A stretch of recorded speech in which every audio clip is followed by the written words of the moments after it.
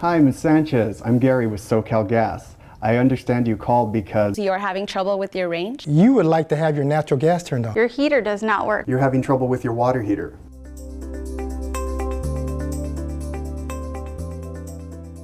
SoCalGas delivers safe and reliable energy to more than 20 million consumers across Central and Southern California. Each day, we receive thousands of service requests from our customers. Come on in. And how long have you been experiencing this problem with your water heater? Just a couple of days. Has anybody else worked on it recently? A wide variety of service requests are handled by Energy Technicians Residential, commonly referred to as ETRs.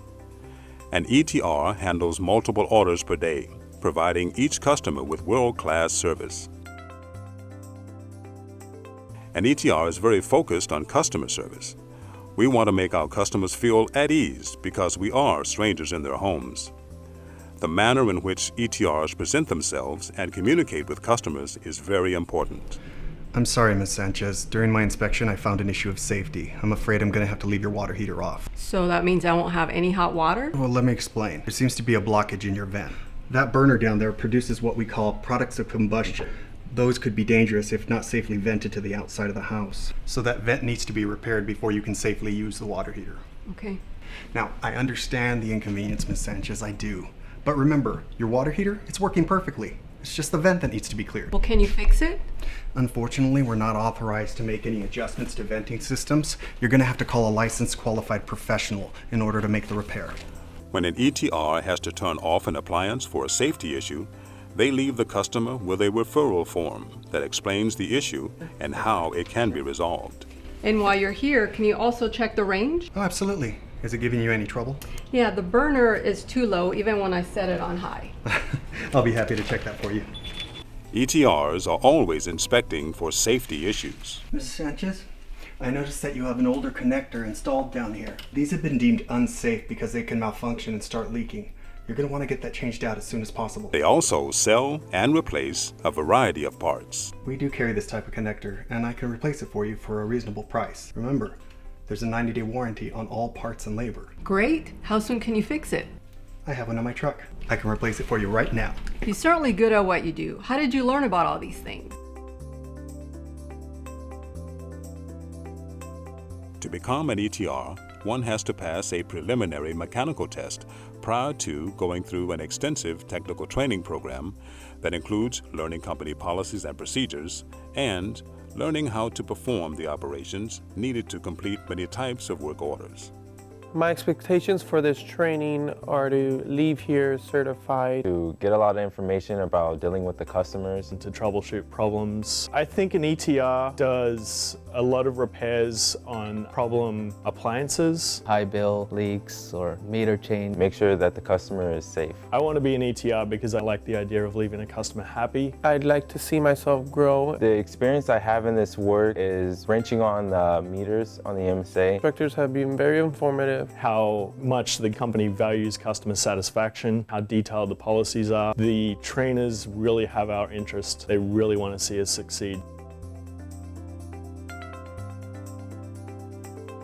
The training is more intense than what I expected. You have to pay attention to detail. It's definitely a very safety-sensitive position. It's kind of a whole new ball game. I think everyone pretty much at one point we're in the same level. I learned from the training how to service appliances, making sure that you're not leaving with any signs that could possibly harm the customer. There's so much stuff that we have to keep up with. All these scenarios and situations are very important. There's lives at stake. There's families that you have to think about, not only your own, but other people. To me, the testing was pretty complicated. You have to think outside the box to find the answer. How to operate appliances that are kind of complex to a degree. It was more of a mentorship, not so much instructors teaching me. And that's what really helped amidst all the info that you receive in the short amount of time. It's a very detailed job. The responsibility is great. It gives you a sense of accomplishment, helping others, making sure everything is working properly so that you don't endanger lives, and obviously provide them with great service.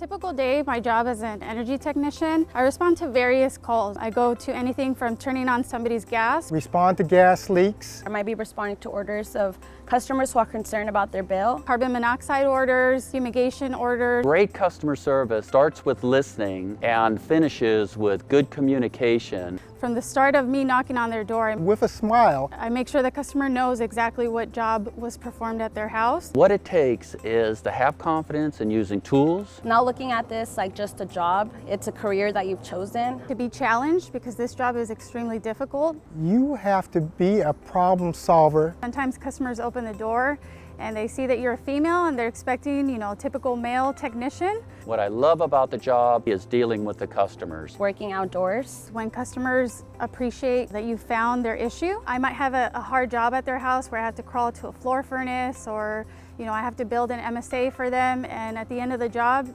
they're impressed. Being able to solve problems under pressure. Sometimes you have to do meter work when it's really hot or it's raining or at night. Like any job, being an ETR has its rewards as well as its challenges. There are physical demands, such as working on equipment located in tight spaces, under houses. They work evenings, weekends, shift work, and in inclement weather.